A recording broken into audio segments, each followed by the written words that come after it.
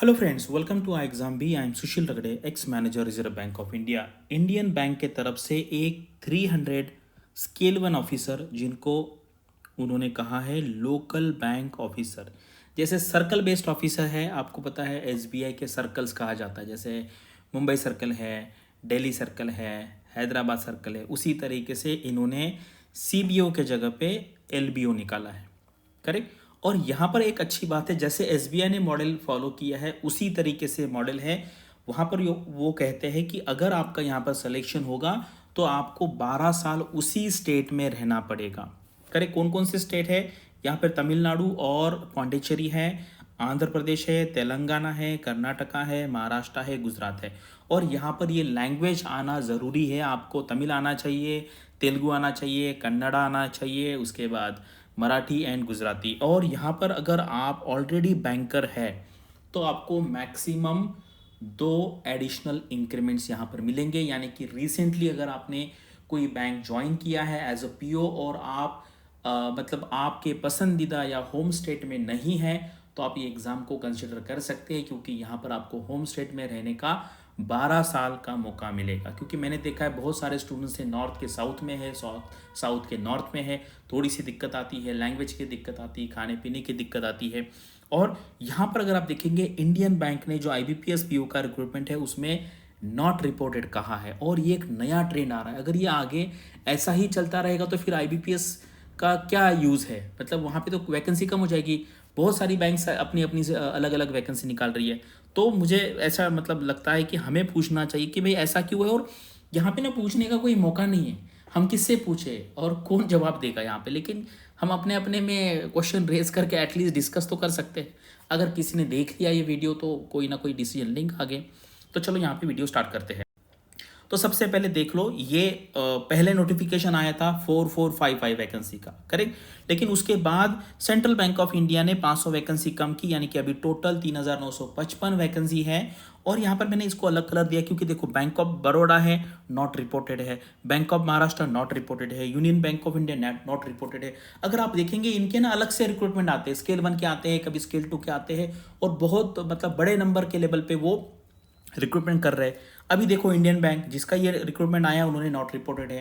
पता अगर आपको ऑफिसर चाहिए है, लेकिन क्यों नहीं कर, लेकिन इनका मुझे लगता है एडमिनिस्ट्रेटिव प्रॉब्लम हो सकता है। क्योंकि क्या है वहाँ पर जो आईबीपीएस में आपको पता है लैंग्वेज का कोई बैरियर नहीं है। लैंग्वेज का बैरियर जो है, लैंग्वेज का रिक्वायरमेंट है, ये एक्चुअली क्लरिकल लेवल में होता है, ऑफिस लेवल में होता ही नहीं है। लेकिन अभी ये बैंक्स ने थोड़ी सी चालाकी करके, मैं चालाकी कहूँगा इसको, चालाकी करके उसमें लैंग्वेज का बैरियर डाल दिया। ठीक है। देखो एडमिनिस्ट्रेटिवली उनका प्रॉब्लम हो सकता है कि अगर मान लीजिए, मुझे याद है जब मैं एग्ज़ाम देता था उस टाइम पे ना आंध्रा बैंक था, आपको पता है आंध्रा बैंक का मैक्सिमम जो बैंक से वो आंध्रा रीजन में था, उस टाइम 1000 का रिक्रूटमेंट निकाला। और पता है जब ज्वाइनिंग का दिन था, उस दिन उन्होंने सारा इंतज़ाम किया था। कितने लोगों का? 1000 लोगों का। और उस टाइम सारे बैंक्स अपने अपने अलग अलग रिक्रूटमेंट करते थे, और उस दिन ज्वाइनिंग के लिए कितने लोग आए? 50। देखो 1000 का इंतजाम और 50 लोग हैं, उन्होंने पूरा नोटिफिकेशन कैंसिल किया। क्योंकि उस टाइम लोगों का अलग अलग बैंक में सिलेक्शन होता था। मेरा भी बहुत सारे बैंक में सिलेक्शन होता, 5-6 बैंक में। तो मैंने ये इलाहाबाद बैंक, इंडियन बैंक का भी जो वहीं पे ज्वाइन किया था, क्योंकि उन्होंने मेरे घर के बाजू में पोस्टिंग दिया था।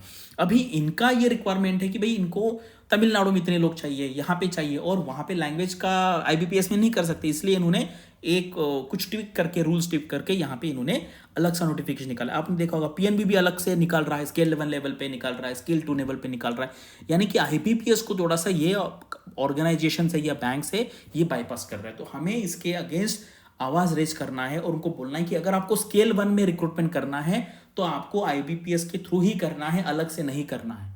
ये हमें आवाज़ उठाना पड़ेगा, अदरवाइज फिर ये वैकेंसी आगे जाके सारी बैंक्स अपना अपना करेंगे और फिर यहाँ पे 1000-2000 बच जाएंगी, तो वो मुश्किल हो जाएगा ना ये। करेक्ट। तो ये यहाँ पे मेरा जो व्यू है, मैं यहाँ पे आपको बोल रहा हूँ। अदरवाइज अच्छी अपॉर्चुनिटी है, जिनको रहना है एक स्टेट में तो रह सकते हैं। ठीक है। चलिए अभी आते हैं यहाँ पे, ये लोकल बैंक ऑफिसर एलबीओ कहा उन्होंने। तमिलनाडु पौंडीचेरी में तमिल लैंग्वेज आना चाहिए। 160 वैकेंसी, यानी कि 50% से ज़्यादा एक ही स्टेट में, क्योंकि आपको पता है इंडियन बैंक का चेन्नई में हेडक्वार्टर है। करेक्ट। ये कैटेगरी वाइज आप यहाँ पे वैकेंसी देख सकते हैं। कर्नाटका में कन्नड़ा है, आंध्र प्रदेश एंड तेलंगाना में तेलुगु है, यहाँ पे आप देख सकते हैं 50 है। उसके बाद महाराष्ट्र में मराठी लैंग्वेज अगर आती है तो 40 पोस्ट है, और गुजराती में अगर गुजराती आती है आपको तो गुजरात में 15 वैकेंसी है, यानी कि नॉर्थ साइड में इनको अभी रिक्वायरमेंट नहीं है। अभी इन्होंने पूरा का पूरा जो महाराष्ट्र गुजरात है उसके नीचे यानी कि सदर्न पार्ट और वेस्टर्न पार्ट में यहाँ पे इन्होंने फोकस किया है। और यहाँ पर देखो ये क्या है, प्रोविजनल है, करेक्ट, कोई भी फाइनल नहीं होता चीज को, आगे जाके कम कर सकते हैं, ज्यादा कर सकते हैं, करेक्ट। और यहाँ पे एक ही स्टेट को अप्लाई करना है, क्लियर कट दिया हुआ है, करेक्ट। यहाँ पे दिया है कि क्लियर कट है फर्स्ट 12 ईयर्स और up to their promotion to scale 4, यानी कि whichever is earlier, correct. यानी कि मिनिमम 12 साल में तो होगा, अगर जल्दी कोई स्केल 4 बनता है तो फिर उसके बाद भी प्रमोशन हो सकता है, यानी कि अगर कोई 10 साल में बनता है scale 1 scale 4, correct, chief manager, ये तो थोड़ा मुश्किल है, लेकिन अगर बन गया कोई तो उसके बाद उनका प्रमोशन यहाँ पर हो जाएगा। और लैंग्वेज टेस्ट यहाँ पे होगी, मुझे लगता है लैंग्वेज टेस्ट काफ़ी यहाँ पर सीरियस होंगी। और यहाँ पे लिखा है कि मैक्सिमम 2 इंक्रीमेंट मिल सकते हैं अगर आप ऑलरेडी अगर बैंक में स्केल 1 लेवल पे अगर काम कर रहे हैं तो ये अच्छी बात है। अगर यानी कि किसी की सीनियोरिटी है अप टू 2 ईयर्स जो है वो यहाँ पर आपको बेनिफिट मिलेगा, ठीक है। और यहाँ पे इन्होंने लिखा है कि subsidiaries of the scheduled commercial bank, इसका मतलब है आरआरबी के जो ऑफिसर्स है उनको यहाँ पे बेनिफिट नहीं मिलेगा। Prior experience will not be consider for any service seniority यहाँ पे नहीं होगी, बस यहाँ पे 2 इंक्रीमेंट यहाँ पर मिल जाएंगे। यहाँ पर आपका क्या ओपिनियन है कमेंट सेक्शन में आप लिख सकते हैं। अगर आप इन स्टेट में से है, अगर आपको एक स्टेट में रहना है, अपनी होम स्टेट अगर आप में से किसी का ये है तो आप यहाँ पे अप्लाई कर सकते हैं। और कोई भी अगर क्वेश्चन है किसी भी एग्जाम के बारे में, पढ़ाई के बारे में, तो आप कमेंट सेक्शन में पूछ सकते हैं। Thanks for watching this video and all the best for your studies and upcoming examinations.